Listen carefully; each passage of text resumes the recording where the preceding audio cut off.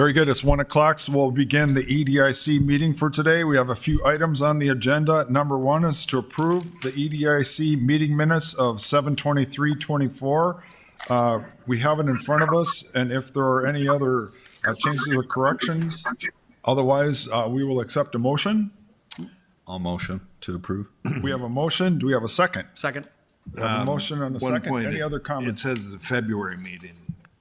Very good. Thank you for that. We'll get that changed. John, with that change? First sentence in the minutes. Got it. Any other changes or corrections? All those in favor say aye. Aye. Aye. Opposed, same sign. Motion carries. Number two is the Lennon TIF request, and Jim Gilmore will get us started. Jim. Thank you. The city received this request for tax increment financing for a redevelopment of a site at 2020 6th Avenue North. I'll have some pictures here of the site. This seems to meet our definition as blighted in our renewal plan. What we have here is two vacant buildings. There's an older, I'm not sure if it's a duplex or a single-family home. You can kind of see it's boarded up. Then there was a 6-unit apartment building. There was a fire on the upper floors 4 years ago. The owner of the building then decided to sell it to, for redevelopment. Another developer owns it, and this group would be acquiring it from that developer. Just a couple more pictures of the site here. You can kind of see in the back, particularly those kind of that burned out building. So it's really kind of a danger to the community. The developer is actually applying for two different incentives on this. It is in the Renaissance zone, and so what they're trying to combine here is two 5-year incentives. The first would be a 5-year Renaissance zone incentives. That application will be heard by the Renaissance Zone Authority tomorrow morning in this room. And so what they're asking from the Tax Exempt Review Committee is for an additional 5-year property tax exemption in years 6 through 10 that would follow that first exemption. The city had our financial review done on this. The TIF request is for $487,000, kind of over that 10-year period. However, when we look at the present value of that, because they're willing to have this thing capped at 10 years, the present value is closer to $347 million. I'm not sure if he's online yet, but Matt Schnacklenberg from PFM is available. Matt, are you online? No. I don't know if they're going to get online or not, but if you look at their report. Are you able to hear me? Yeah, we can hear you now. Matt? Okay, yep, I'm here. Okay, go ahead and give a summary of your report. Thank you. Yeah, thanks, Jim. And good afternoon, everyone. I think most of you are familiar with our analyses. For this one, we did a review of the application, looking at all the assumptions. We developed an independent pro forma, assuring reasonable assumptions were made. And we looked at it, at this project with and without public assistance, as we have done in the past. And the two metrics we really look at and focus on for this analysis is the internal rate of return and the debt service coverage. For this project, we were estimating an internal rate of return of about 6.5 without assistance, and just about 11% with assistance. A reasonable rate of return for a project like this, we estimate, in the 10 to 15% range is reasonable. For debt service coverage, typically lenders for developments like to see a 1.2 times minimum coverage. Without assistance, this project was falling well below that 1.2 within the first 10 years. And then with assistance, we do reach that 1.2 debt service coverage metric. Happy to answer any questions on our analysis. Anybody have any questions on the committee? Go ahead. Yeah, I got one question. I'm looking here, so for both of these cash flow performas, we are assuming, I think their performa assumes a 1.5% appreciation factor, and then our internal performa assumes a 2%. Where do we generate that that number? Like, how do we determine what appreciation factor we boil in?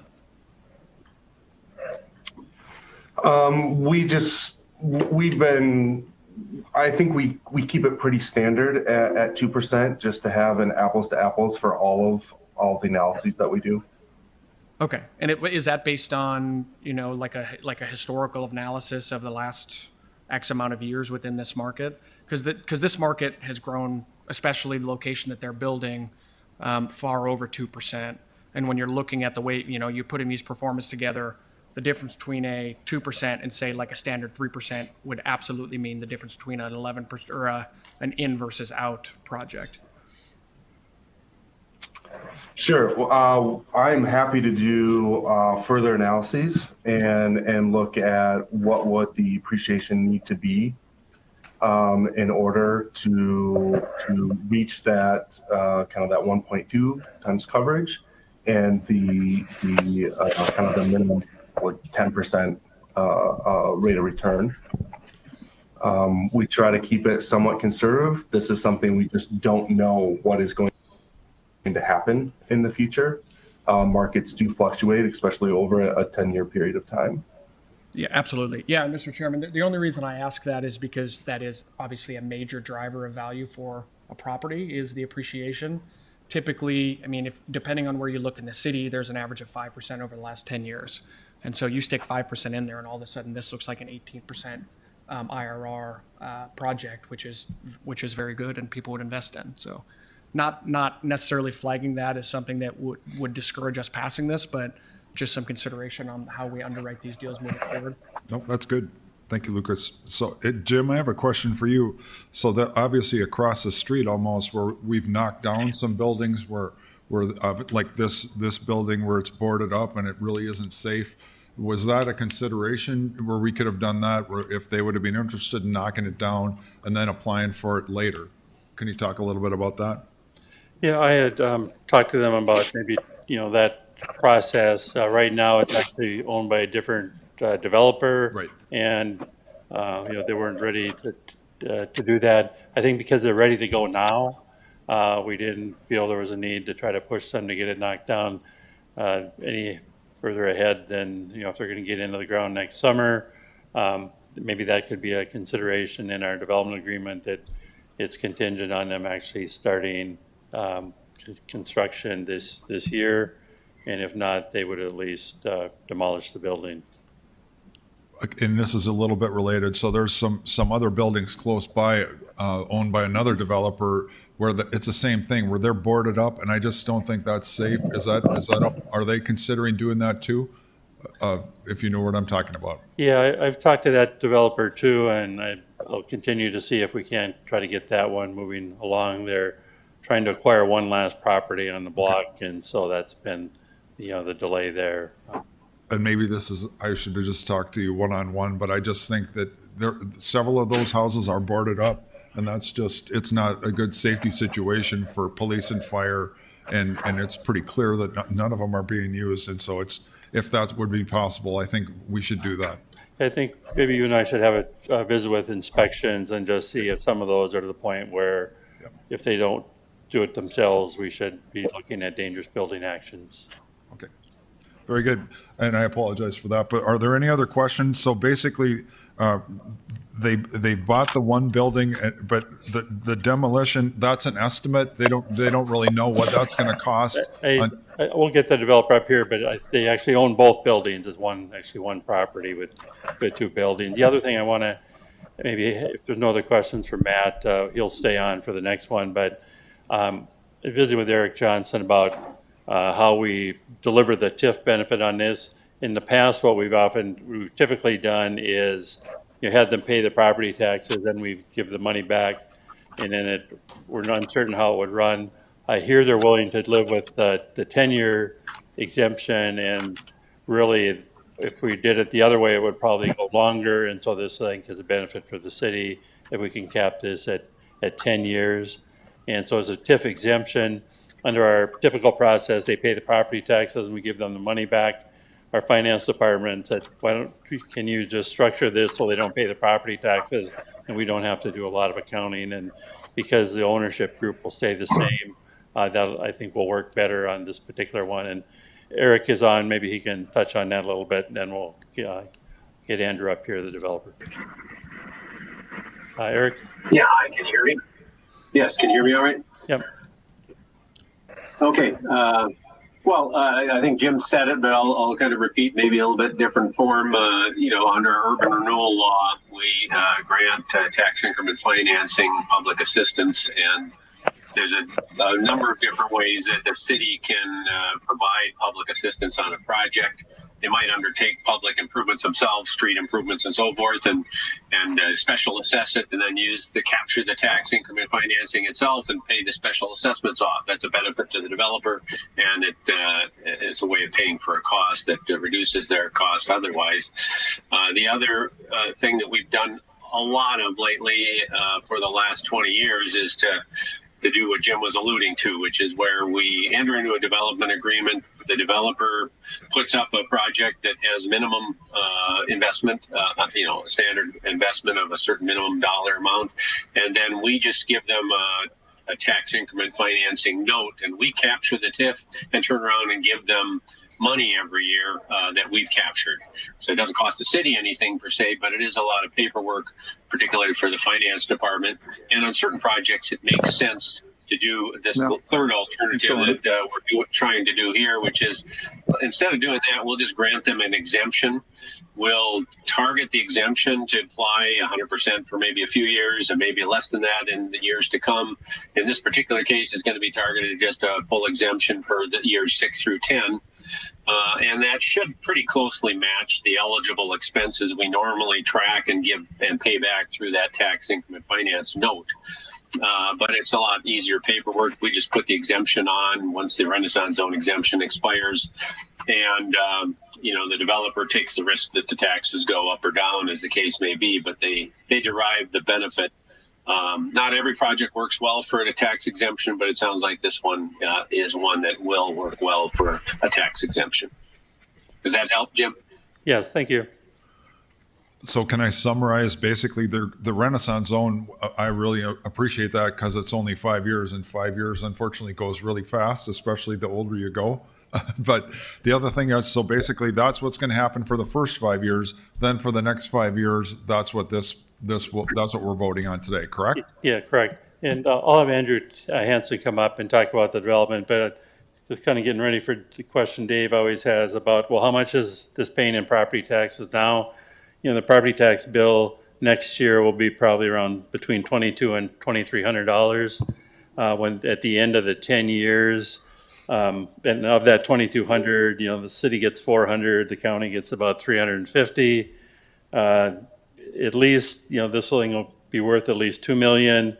So after 10 years, this will pay $28,000 a year. So the city would be receiving closer to $5,000, the county 4,200. So there is that, benefit after 10 years. It's substantially higher than what is there today. So if you don't mind introducing yourself, that'd be great. And if anybody has any questions, go ahead. Sure. And a short description of the project too would be great. Yeah, no worries. I'll take care of that. Well, thank you, committee members. I'm Andrew Hansen. I'm the managing member for Lennon Lofts LLC. I'm here to tell you a little bit more about this new project that we want to do and why we're seeking assistance through the TIF program. So currently, as you saw that Jim pointed out, there's 2 blighted buildings here that have seen better days. One burned up sixplex and a boarded up duplex. And I'm pretty sure they've been vacant for at least 3.5 years. And plus, I think the properties are well over 120 years old. We would like to redevelop this site to a 22-unit apartment building with 21 enclosed parking spots on the first floor. The unit mix will be 16 ones and 6 twos. These units were designed in a way to maximize density on such a small footprint. We're developing this property for the long haul. We don't have any plans at all to sell it. We're actually strategically partnering with Kevin Bartram on this. He's the current owner of the site. He's doing the CM and the architecture on the property. And we've invested in downtown Fargo. We've got 3 properties that are around, one that's in downtown and then 2 that are right on the fringe. So I'm open to questions or. So if you don't mind me asking, so obviously you're going to demolition them eventually later on. But you don't really know what that cost will be, correct? It's all an estimate right now. We're going to bid, I believe, in a week on this deal. We want to get it through the city though first to make sure that you guys support it. So. Okay, and I don't know if anybody else has any other questions, but you bought both properties. We have it currently under contract. Okay. So hasn't closed yet. One of the contingencies is Okay, getting. very good. Any other questions? Are we ready to make a motion? If we are,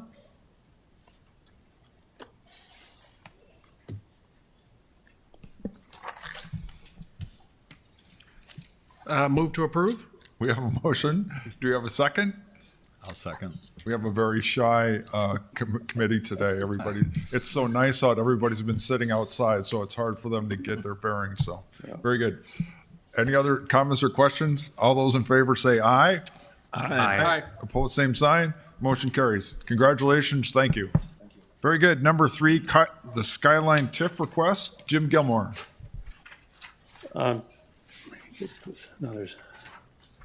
This is a renewal plan that they started work on in 2018. This is an area that we identified as being blighted. It's up near NDSU. Roars Development had acquired 7 homes. There were 2 of them that really were in poor shape, and we wanted to encourage him to, tear them down right away rather than wait until everything was ready for a renewal. We didn't want them to just hang on to the blight just to be eligible later. And so we adopted a renewal plan that indicated that, this would potentially be eligible for a TIF, but not necessarily eligible. So that we kind of documented the blight. We documented or had him document the costs of the demolition. I'll just flip through these houses. You can see this, both the 2018 photos and in some cases we have more recent photos. They were pretty dilapidated, some of them that they took down initially. The others were in the greatest condition, but they kept maintaining them. 2 of them got worse and were left vacant for a while. And now, because we had adopted that plan in 2018, they have gone ahead and demolished all the homes, and so the site is currently vacant. Their plan is to construct an 88-unit apartment building. There'd be interior parking on the main floor. They'd like to begin construction in April and to be completed in the summer of 2026. The developers asked for a property tax exemption, and we're kind of structured this one similar to the TIF exemption, and it would be a fixed period of years. When we look at what's potentially eligible for TIF assistance, it's 2.1 million, but PFM is calculated really by limiting this to 15 years and having them start to pay after 5 years, that they would, the present value of this would be about 1.15 million. So maybe I'll have PFM talk about their financial review, but I mentioned first that the value of the exemption. So what they're proposing, what they're willing to do is to have 100% exemption for 5 years. And then after 5 years, from years 6 through 10, it would be a 75% exemption. So the city and the county and the schools would start to receive some increased property taxes in year 6 at 25% what it would have otherwise been.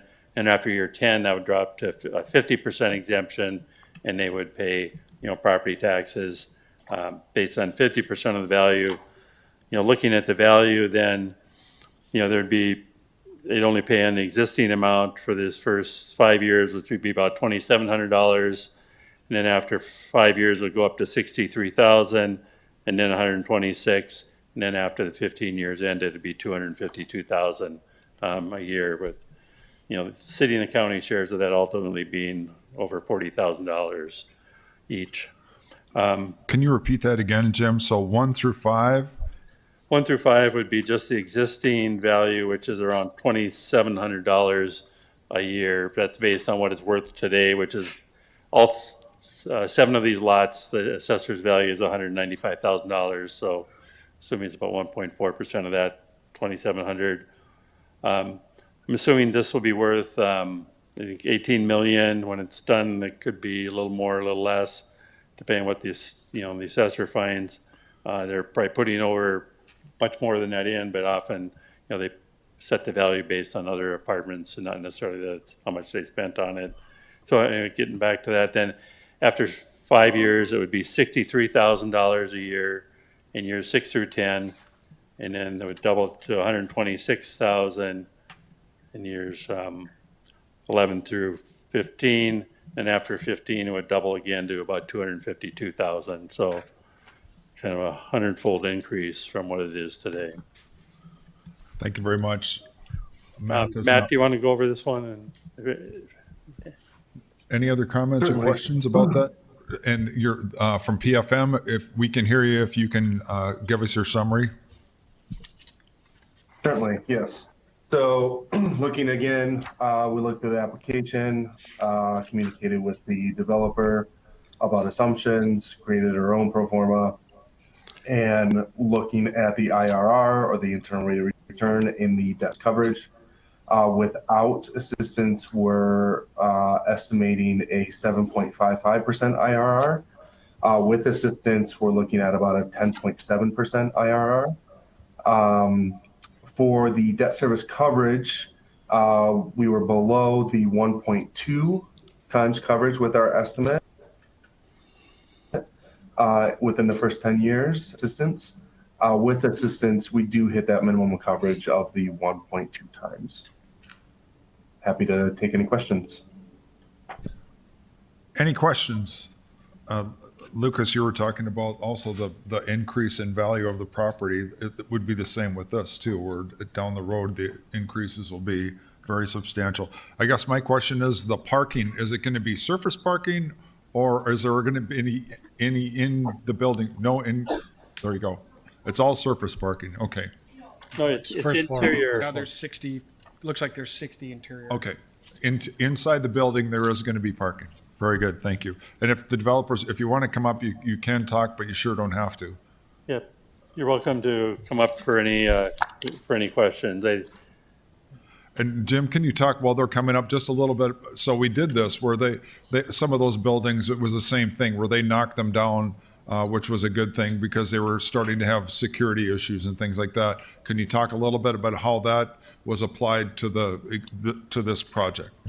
Yeah, so the eligible costs include demolition of the homes. So because we adopted that renewal plan in 2018, the stuff they did after that became eligible. And so 2 of the homes were demolished, I believe, in 2018, shortly after we adopted this renewal plan. We actually worked with Roars on 2 other blocks in the same neighborhood where they, went ahead and tore down houses that were vacant or were going to be nuisances to the neighborhood because they weren't able to, take on all that many new projects at the same time.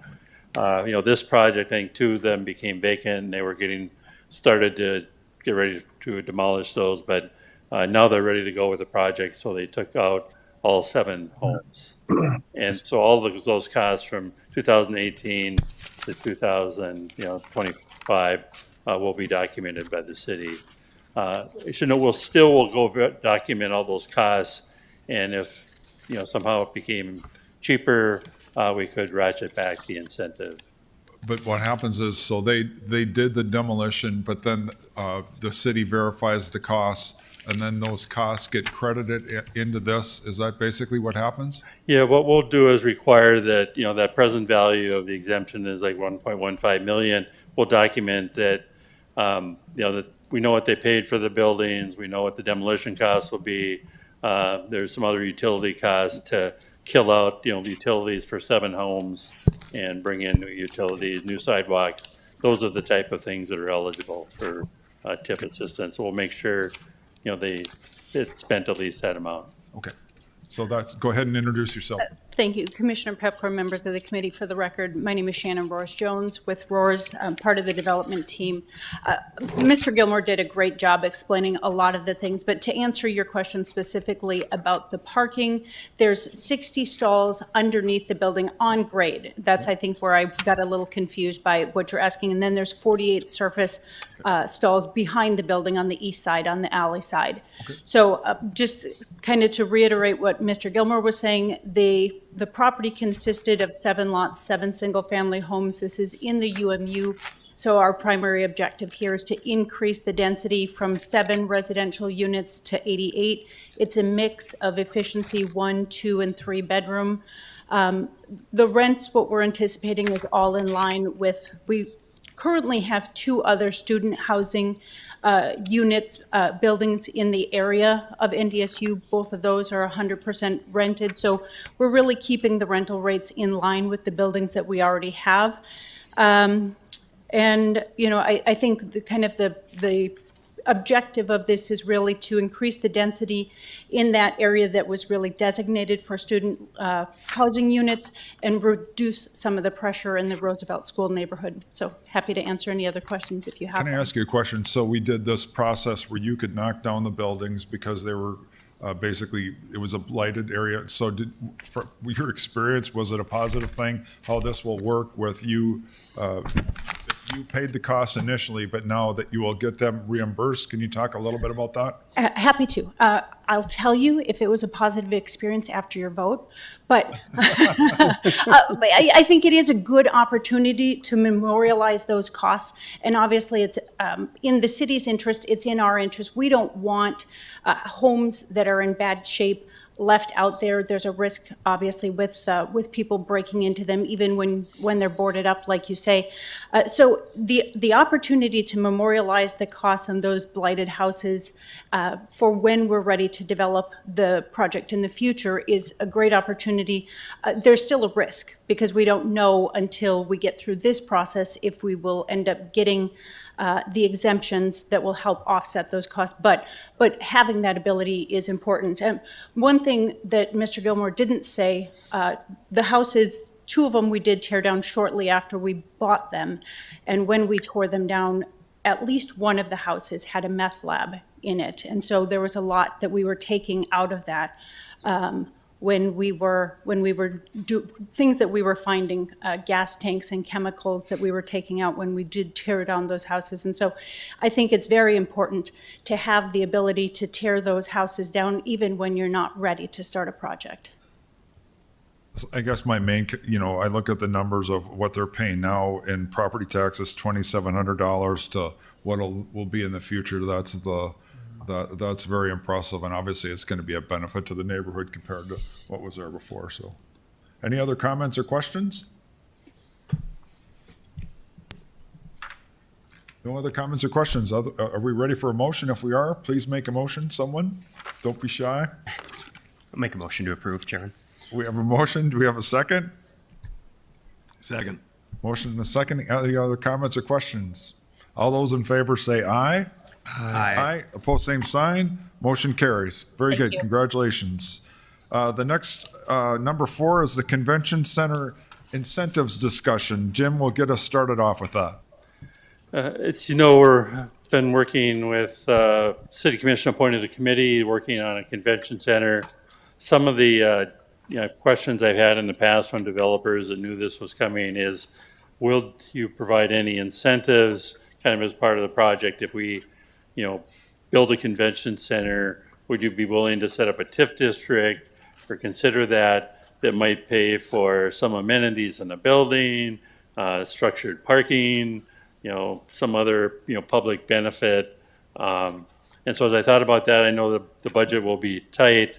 Is that something we want to, say yes, we'd consider that in the RFP, or no, we'd prefer not to do that? As tight as the budget is, this might be an opportunity. So, if someone builds a $30 million hotel, there'd be new property taxes from that as a result of the convention center. And so you could capture those, get those new property taxes and then use that to enhance the building. You could probably bond for that and make the building, better, pay for some of the public amenities in it. We probably want to shy away from subsidizing the hotel, but maybe be open to, paying for extraordinary costs. Could be a demolition if you're going to clean up a site to get it in, or it could be some public amenity. Wanted to get your thoughts on that, where you think we should probably draw the line in terms of what types of things might be appropriate and what types of things would not be appropriate. Just so the committee understands, the convention center tax goes to the convention center. Approximately 40 million will go to the convention center. And yeah, one of the criteria Charlie would like is a hotel associated with the convention center. So many of the sites don't have that. So the question would be to our group, and it was asked to Dave as well, would you incentivize it at all? And you got to think about a couple of things. Charlie had this discussion yesterday. So the hotel does the catering, they get that profit out of the catering. So if you did a tip for pilot, you're kind of giving them a spiff to kind of get that. But if the convention center does the catering, then they take that profit to the catering. So there's some intricacies of how the hotel will work with the convention center. Is it going to be a little bit free by itself? But I think what Charlie's talked about is most of the time if you have a hotel next to the convention center, they work closely together. And what Dave has talked about is you'd like maybe incentivize a hotel to go in there, because somebody might say it's too expensive to do. I won't do that without. But yet it helps the city if a hotel is next to it because it makes it more successful. So it wouldn't be that, quote, you would guarantee that, but it probably would be something we would look at as a group of what we think, yes, this is reasonable to ask for. And to Jim's point, this place, West Acres, that we know about, that's open space, but it would cost, it's blight. You'd have to blight it out and then rebuild it. That has some costs. There's land next to the Fargo Dome that we don't have to pay for. So, it is a difference if you go somewhere else in the city. There's going to be land costs, there's going to be construction costs, whatever. But again, if we want a convention center, which Dave and I are concerned about city costs, if that costs $1 million to run every year, we really want something that makes most sense that doesn't cost $1 million a year. So if a proposal says, geez, if I put a hotel next to it, I can make it, and the convention center can make it with no cost to the city, that would be probably something we'd very much like. But then it is the question of, do you want to incentivize some hotelier to go in there? So Charlie, if you don't mind, I'm going to put you on the spot if you wouldn't line up. And while he's coming up to talk, part of it is this is just hypothetical at this point. So this is just for all of us to just start thinking about all these different potential things, because we don't even know what all the different proposals. So we're very preliminary at this point, but I just wanted you to be aware of what can be going on. So Charlie, I'm sorry for putting you on the spot, but if you wouldn't mind just kind of giving us a summary of, and then kind of a timeline of what's going on. Thank you. Thank you, Commissioner, and Commission. Is this a commission or committee? Committee? Committee. Committee, okay. Committee members. I didn't expect to speak, so okay. First of all, I didn't ask for the 5th district.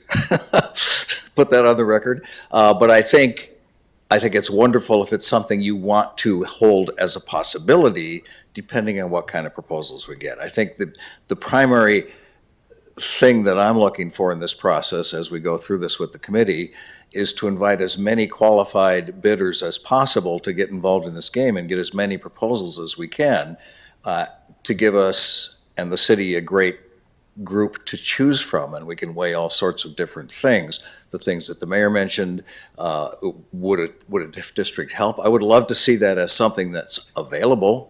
I don't know if you want to put it in the RFP or not, or just sit on it and wait to see if something comes up. I can't imagine, I don't know any developers, I won't ask any of them in the room, but I don't know any developers who wouldn't think of that on their own anyway and ask, probably, right? So I don't think it really matters if it's in the RFP or not, but they'll probably ask anyway. So our timeline is, we've had two meetings of our committee. Thank you for letting us get that going. And we'll have meet again this Friday. We've got some, we're going through some steps. This is an eye-opening process for all of us, even those who have been involved in it from the beginning, trying to figure out what exactly we want to include in the RFP. We're going to take a trip to St. Cloud and Rochester to visit their convention centers and get tours and talk to them about how they operate. That's going to happen the third week in March 24th, 25th, it looks like. More details on that. I would hope that, and Jim is going to be helping write the original RFP, I would hope that at least the first document seeking proposals would go out by May 1st, I would hope. That's the timeline I'm looking at. But I am not naive enough to think it's going to happen just because I wished it. So I think it's a great idea to leave it out there as a possibility, because that gives you the greatest flexibility. There might be some places where it's not necessary or isn't appropriate, but there might be several where it would be. So I think it'd be great to consider it, at least leave it as a possibility. No, that's great, Charlie. Thank you very much for doing that. And my question for Jim is, can there be tax incentives for certain portions of this? Can we break it? So to give an example, could the hotel be a separate thing from the convention center? I guess that's one of my questions. And maybe this is something you can answer in the future, but to give you, so the convention center is going to be owned by the city of Fargo. And so that's why all of us are going to be owners of it. And so to me, the voters have spoken. They want to have a convention center, and it's up to us to, I think we need to just leave this be an open possibility and look at all the potential things that can happen. Because what's going to happen is, first, RFPs is going to go out, and then we're going to get multiple proposals, but it's going to be like job interviews. There's going to be a first round of interviews, and then there's going to be a winnowing out, and there's probably going to be three-ish, finalists. So that's kind of the vision of what was going to happen. And so this, I believe our committee is going to be part of this, because it's an opportunity for the city to get more bang for the buck, to summarize it. So go ahead, Jim. Yeah, if a TIF district is set up, of course, the convention center will be publicly owned and won't pay property taxes, but the attached hotel will be privately owned and will pay property taxes. So if we create a larger TIF district, there'd be a hotel in there that would pay property taxes. Maybe we get 3 restaurants that are, in the vicinity, in the parking lot, those would pay property taxes. So that private development that follows the convention center is where you could get that new property tax revenue and then bring it back and use it to enhance the convention center.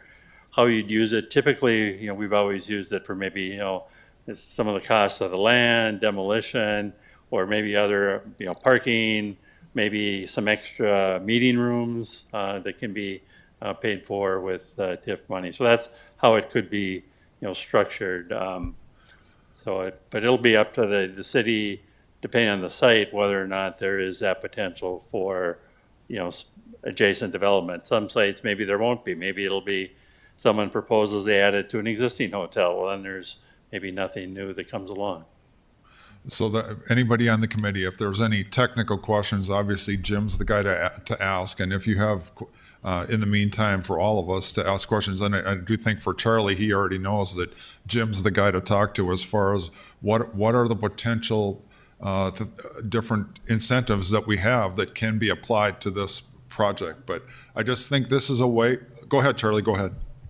This is just a way to increase the bang for the buck. And so that's what this committee is, kind of. That's what our job is, to use this. It's a very powerful tool, and to use it wisely. And to me, this is just another one. Go ahead, Charlie. Yeah, and I think I made this point, but I maybe didn't make it as concisely as I'd like, and that is that we don't know exactly what kind of proposals we're going to get. We have some idea of a few, but they're all going to be different. So I think we want our RFP, the original one at least that goes out, to be as open-ended as possible, to let people be creative. And as I said before, I think they'll come to us if they think they need some other thing. And as I said, they're all going to be different. So we don't want to get too specific in the RFP. We want to be specific about, what our minimum requirements are and that we want a hotel. But beyond that, and the management of it, the liquor license, the catering, I feel like that all needs to be something that each one can be creative about. And then we can when you, as you said, when we narrow it down to 3, you can start negotiating with people and say, well, we like this proposal, but it would work better if you did this. So I just think the openness of it is the best possibility. That's awesome, Charlie. And so welcome to being on the city commission, because every time I'm at a meeting, I go, you know what? I would have said a lot more smarter stuff if I could go back and say it again. So the mayor would agree with that all the time. But anyway, to me, it's very exciting, because this convention center, we don't even know anything about it. The potential of it is unlimited. And so so thank you, Charlie, for doing what you've done, because this is going to be a great addition to Fargo. And so it will be here long after all of us are gone. And it's very exciting, because we don't even know what it's going to look like, where it's going to be, or what it's going to do. So to me, and we all get to be a part of it. So thank you very much. And the funniest part was, if I can admit this publicly, I called Charlie and when he was putting this on the ballot, and I go, Charlie, man, this thing is going to go down in flames. You are so screwed. This is never going to pass. So that just shows how smart I am. All right, I apologize. Any comments? Go ahead. Yeah, really quick. And Charlie, I was just going to ask a little more general questions on timeline on the activities that you're up to. I mean, obviously, as an incentive committee, there are a lot of different levers we can pull to incentivize things that are going to benefit the city. And so looking at that in the future would be good, depending on the site, as you've said. I'd be curious, the work of the committee that you have going, like, could you talk through just timelines and what expectations are there? Well, we're meeting weekly. Last week we brought in, at our second meeting, we already brought in some catering experts to find out, and we learned a lot about what size kitchens we needed. The answer was bigger. So that's part of the eye-opening process. Like they suggested, if you're going to have a full prep kitchen, you need like 9,000 to 13,000 square feet. So we need to take that into account. This week we have a few meeting planners, or local event planners. I'm sorry, not meeting planners, but local event planners, because we want to make this a facility that will be useful to local people too. It won't be filled with people from out of town all the time. We all know that.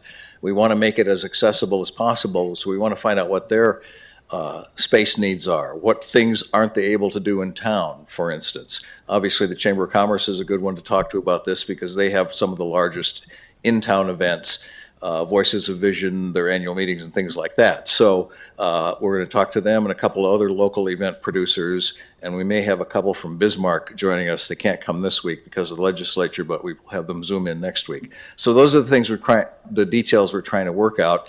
In the meantime, Jim is busy crafting some language for us, and we're heading for that trip on the 24th and 25th, as I said. So by the time we get into April, I hope by then we're making some decisions about what's going to go into it. And hopefully by the end of April, fingers crossed, we can get that initial one out. And then whatever, I don't know what developers think. There are some in the room, we can ask them afterwards. At least 60 days for the first response, I would think. I've heard 60 to 90, we'll see. And then, so the committee would probably rest a little bit in between, waiting, and then we'd get back together after that.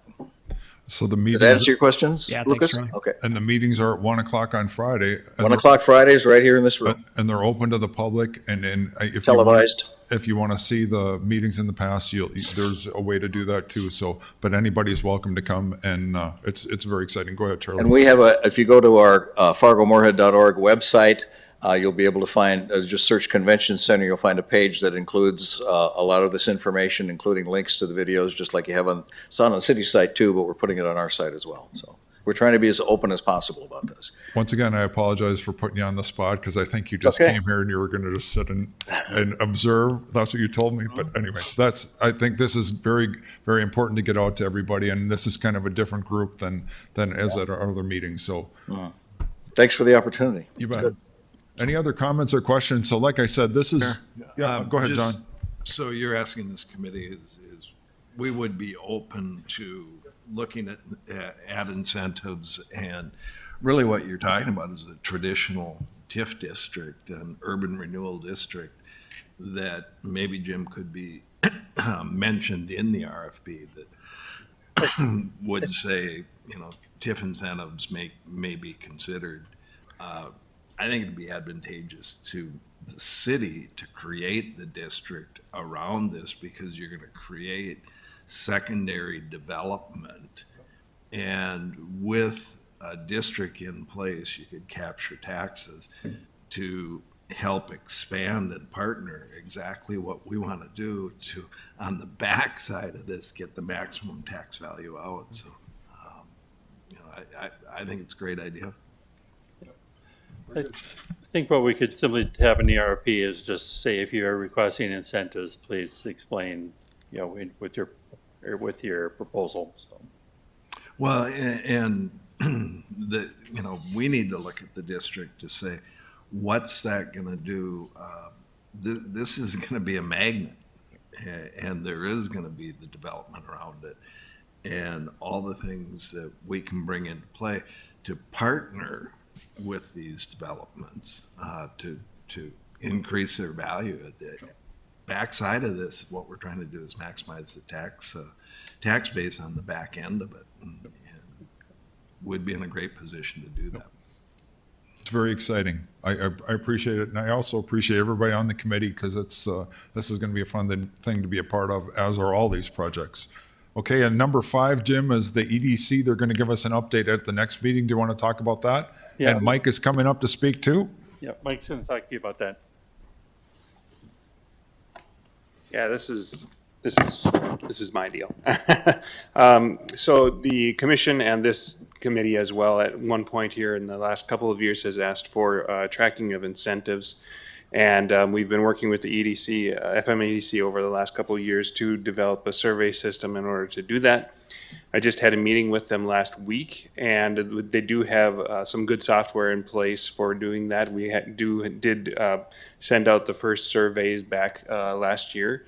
And so just want to let you know, we are working on that, and we've got something in place now. And I'm going to have the FMEDC next month at this meeting to just kind of show us what they've put together. And then I will also be working with the surveys that we have, and just to put together a report for the commission and this committee as well, to see where things are at. So.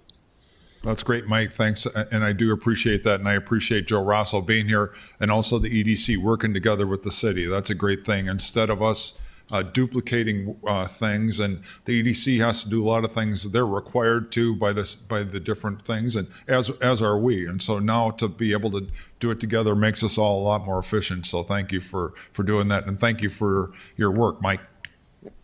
Very good. Anything else, Jim, for the good of the order? No, not today. It'll be back here in a month.